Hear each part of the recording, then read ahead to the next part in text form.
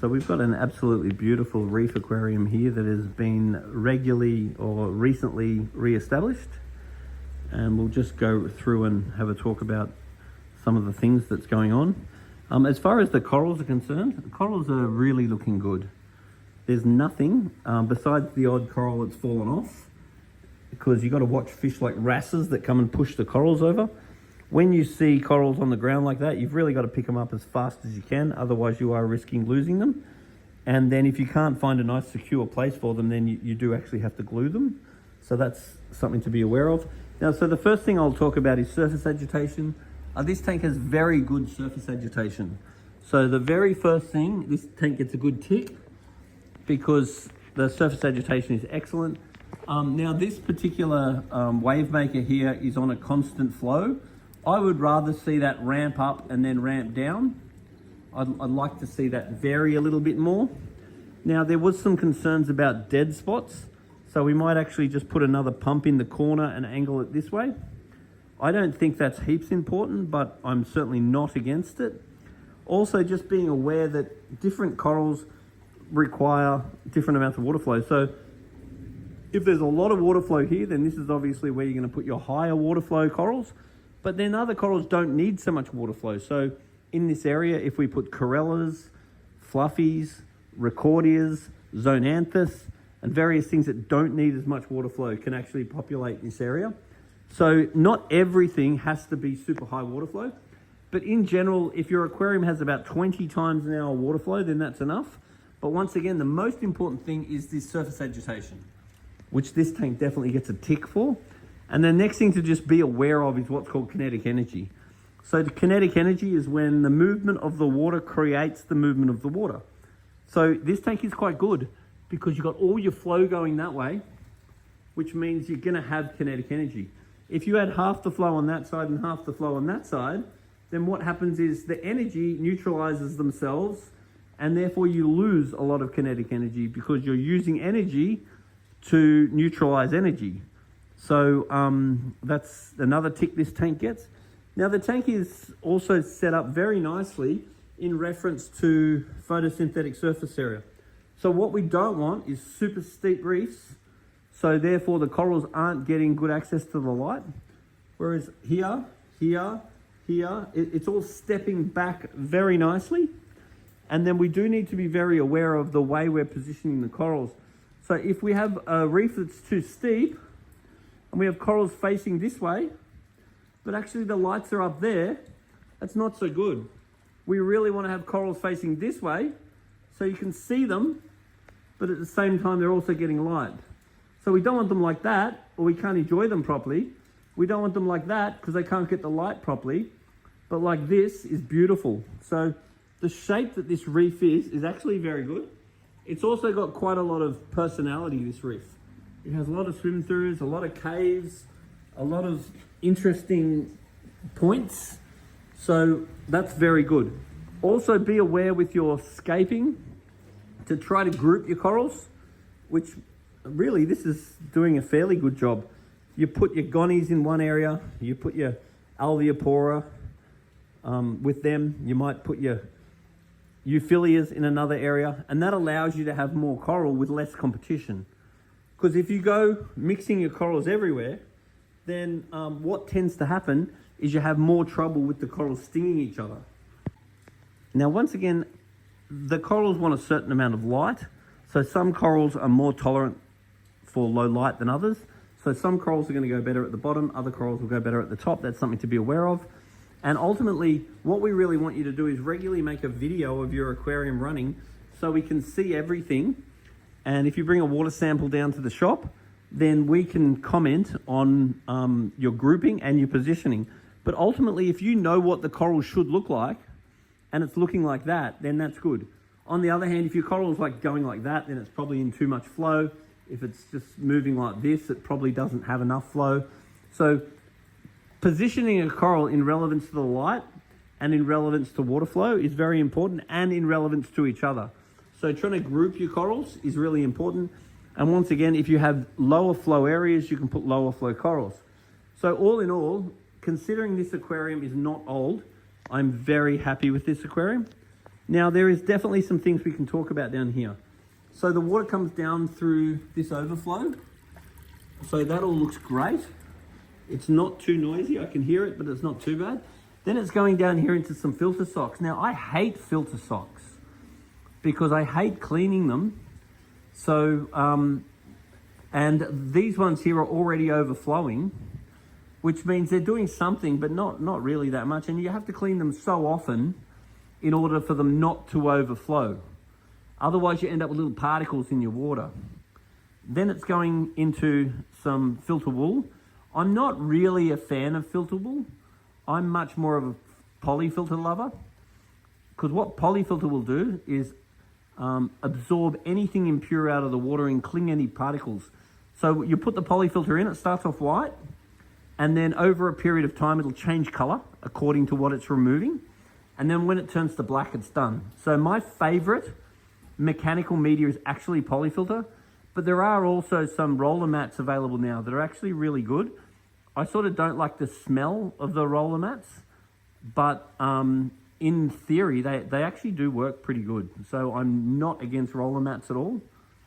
And now we've got a big sponge here and it's got some random biological media.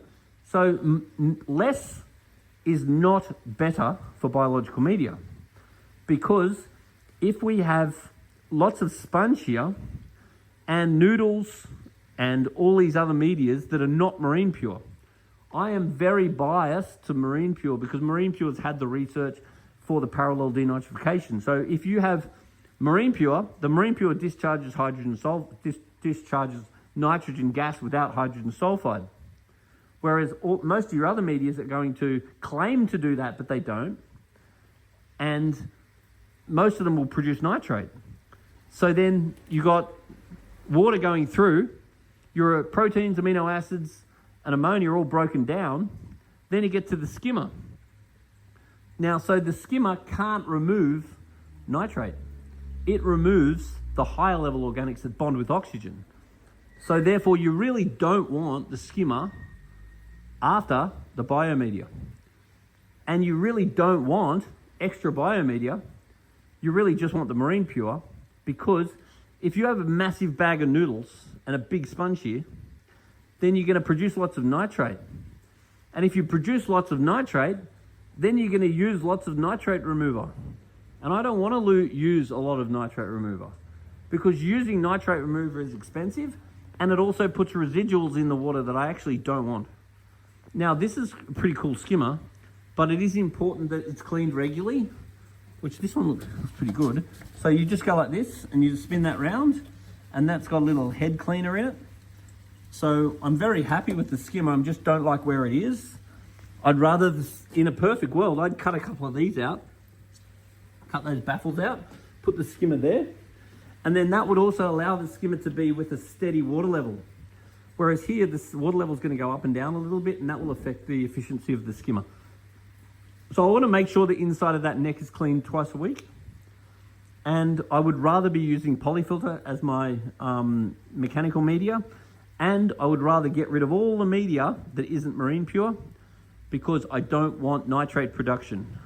Because the marine pure can't get rid of nitrate. The marine pure breaks ammonia into nitrogen gas, but it can't touch the nitrate. It can only do it in the form of ammonia. So it stops nitrate producing. It doesn't actually get rid of the nitrate itself. So a little bit of a rejig in this filter. And when you're removing the media, you have to do it slowly. You can't just pull it all out at once. If I was you, I'd probably take out the sponge one day, wait a week or two, then take something out, wait a week or two. So slowly reduce that. Because basically you're only going to grow a certain amount of bacteria anyway. So it's just like, for example, let's imagine that the bacteria required for these fish is the same as, for example, you're going to put people in 50 units, but you're going to go and build 1,000 units to hold 50 people. Then you just got a whole bunch of units that aren't getting used. And that's the same with biomedia. There's no point having, I always want to have extra, but having ridiculous amounts more, it doesn't give you any advantage. And if it means you're using worse media that's going to produce nitrate, I would rather actually reduce what I'm putting in there. I love Purigen. Purigen's great stuff. I'm definitely a fan of Purigen.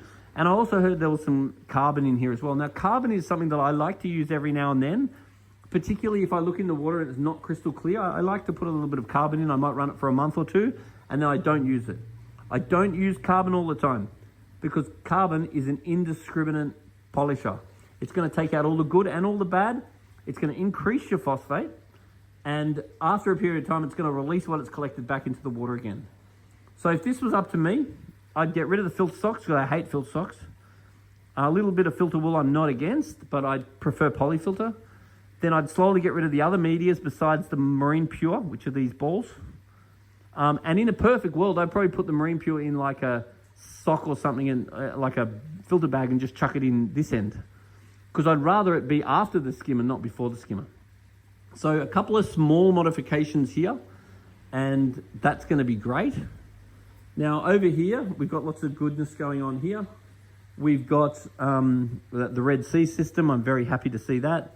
We've got 2 sets of dosing pumps, so we've got plenty of capacity for dosing.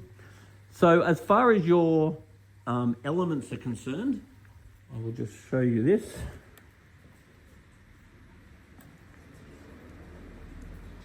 So this tank, what did you say the salt level about 0.025, did you? Yeah, 0.025. Yeah, so 0.025 is a salinity I'm very happy with. On the other hand, when I buy new fish, I definitely want the salinity on I want it lower, because fish don't handle going up in salt very well, but they handle going down very, very good. So I like my fish to go up very slowly. So if I've got lots of fish, I'm more likely to have a quarantine tank that I can put the fish in at a low salinity and then slowly raise them up. But for just running a tank, 0.025, 0.026 is excellent. Now, if I just get the results for this particular tank, which I just did before. Okay, so the KH is 8.1. That's excellent. The pH is 8.4. That's 8.1, but I really want 8.4. I'd rather see this pH come up a little bit. And actually, one of the main things that's going to affect the pH is going to be the access to air.